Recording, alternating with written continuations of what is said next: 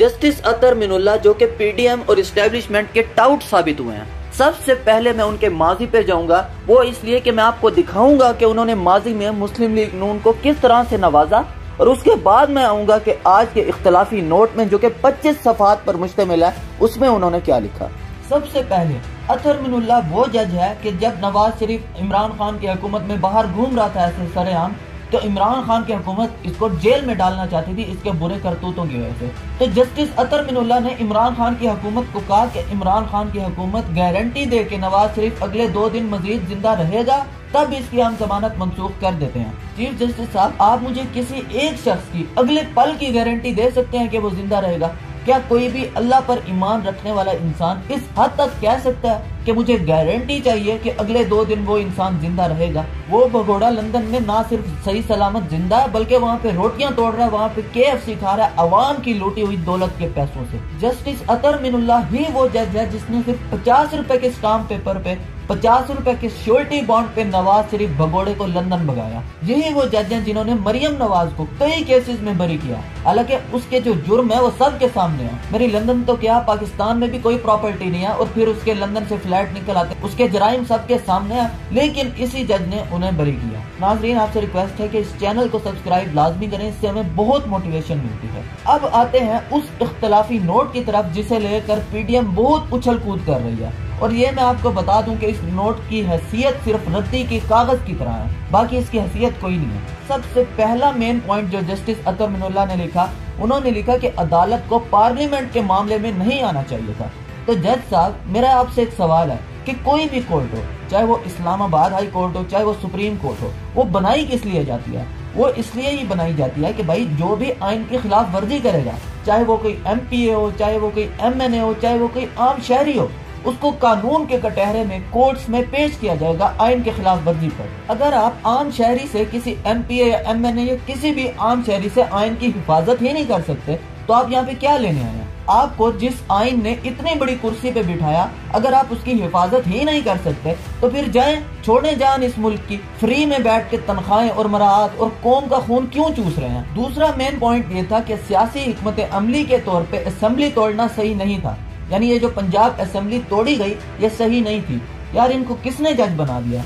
भाई, जब वजीर आला को आइन इजाजत देता है कि आप असेंबली तोड़ सकते हैं, तो फिर चाहे आज तोड़ दे, चाहे कल तोड़ दे, चाहे परसों इलेक्शन हो तब दोबारा इलेक्ट होके तोड़ दे, उसको आइन इजाजत देता है। आप कौन होते हैं रोकने वाले? अगर आपको इतराज है तो जिसने आइन लिखा है, जिसने आइन पास किया है, उसके गला जाके पकड़े, या फिर अगर कोई आप वाकई मर्द के बच्चे हैं तो फिर आइन में कानूनी तरमीम करें। ये क्या तरीका हुआ कि भाई सियासी हिकमत अमली के तौर पे ये जायज है, ये जायज नहीं है? कल को अगर सिंध असेंबली जो कि पीपल्स पार्टी के पास है, बिलावल भुट्टो के कहने पे या जरदारी के कहने पे अगर सिंध असेंबली तोड़ी जाती है, तो आप हर किसी को थर्मामीटर लगा के चेक करेंगे कि भाई ये सियासी हिकमत अमली थी या कोई और वजह थी। अगर वो लोग कल को सिंध असेंबली तोड़ते हैं तो PTI वाले भी ये हक नहीं रखते कि उन पे कोई इतराज आयद कर सके, क्योंकि ये जो हक है वो उनको कानून ने दिया है, वो उनको आइन ने दिया है। अब ये तो सबको पता है कि ये इख्तलाफी नोट किसके कहने पे जारी हुआ। ये पीडीएम और इस्टेब्लिशमेंट का गठजोड़ है।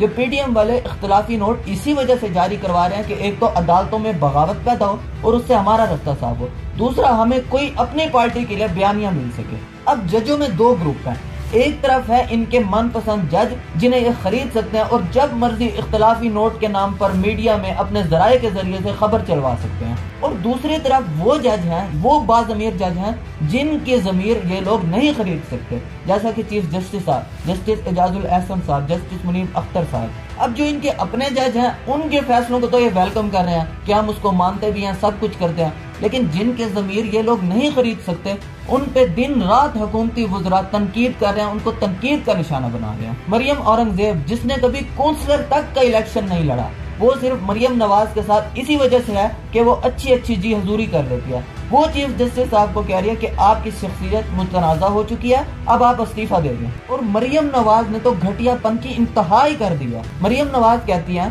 कि साफ नजर आ रहा है कि चीफ जस्टिस पीटीआई की नुमाइंदगी कर रहे हैं और उनका झुकाव पीटीआई की तरफ है, तो इसलिए उनको अभी इस्तीफा दे देना चाहिए। और मैं आपको अगली बात बता दूं कि ये चीफ जस्टिस पे बार बार इस्तीफे का दबाव क्यों डाला जा रहा है पीडीएम की तरफ से, एस्टेब्लिशमेंट की तरफ से और ताकतवर हलकों की तरफ से। वो सिर्फ इसी वजह से कि किसी तरह फाइज ईसा को जल्दी से चीफ जस्टिस लगाया जाए और उसके बाद बेशक अपनी हुक्मरानी कायम कर लो और इलेक्शन बेशक 2-3 साल आगे हो ही ना, कोई फिक्र नहीं है। क्यों मरियम नवाज खुलेआम जजेस को धमकियां दे रही है, जजेस पे हमला कर रही है? किसने इनकी लगामें खोली हुई हैं? अगर आपको पता है तो कमेंट्स में जरूर बताइएगा।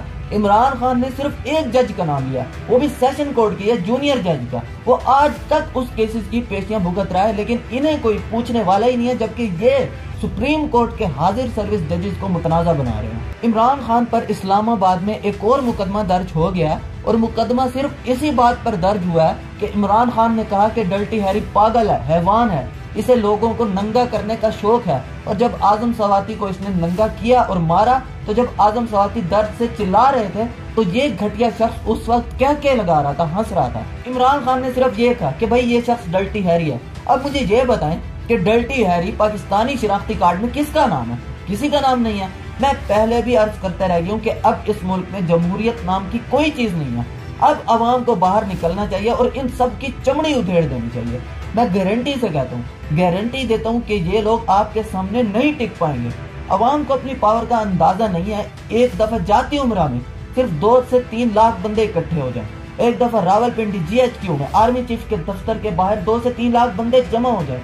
इनके बाप की जरूरत नहीं है कि किसी को हाथ लगा सकें। ये होती है इत्तेहाद की ताकत। ये होता है जब आप मजबूती के साथ एक कौम बन के इनके सामने डट जाएंगे और कहेंगे कि हम अब इस नाइंसाफी को तस्लीम नहीं करेंगे। इमरान खान ने इन सब के हालात देखे हैं कि इनका कोई इरादा नहीं है इलेक्शन करवाने का। इलेक्शन कमीशन का वकील ये चैलेंज देता फिर रहा है अपने इंटरव्यूज में, टॉक शोज में, कि मैं आपको चैलेंज देता हूँ, आप इलेक्शन करवा के दिखाएं। मतलब सोचिए, इलेक्शन कमीशन जो कि गैर जानिबदार इदारा, वैसे तो कहने को है लेकिन आइन में उसकी हैसियत एक गैर जानिबदार इदारे की है, उसने सिर्फ और सिर्फ इलेक्शन करवाने हैं। उसका वकील ये कहता फिर रहा है कि आपको मैं चैलेंज करता हूं कि किसी भी तरीके से 14 तारीख को इलेक्शन करवा के दिखाएं। कौन है इनके पीछे? कितनी बड़ी ताकत है इनके पीछे जो कि इनको इतनी शह दे रही है कि सुप्रीम कोर्ट के जजेस के खिलाफ, सुप्रीम कोर्ट के चीफ जस्टिस के फैसले के खिलाफ ये लोग जाएं। मैं आपको बता रहा हूँ, इमरान खान ने कॉल देनी ही देनी है। और आप ये देख रहे हैं कि किस तरह इन्होंने पूरी कौम को हैवानों से भी बदतर रखा हुआ है। हमारी कोई इज्जत नहीं है, कोई वक़्त नहीं है, सिर्फ और सिर्फ सारी अयाशियां इनके लिए है। अवाम 2 वक्त के रोटी को तरस रही है। अगर हम अब भी, चाहे आप किसी भी पार्टी से हैं, आप पीपल्स पार्टी से हैं, नून लीग से हैं, जिससे मर्जी हैं, आपके सामने है कि किस तरह इन्होंने अवाम का बुरा हाल किया हुआ।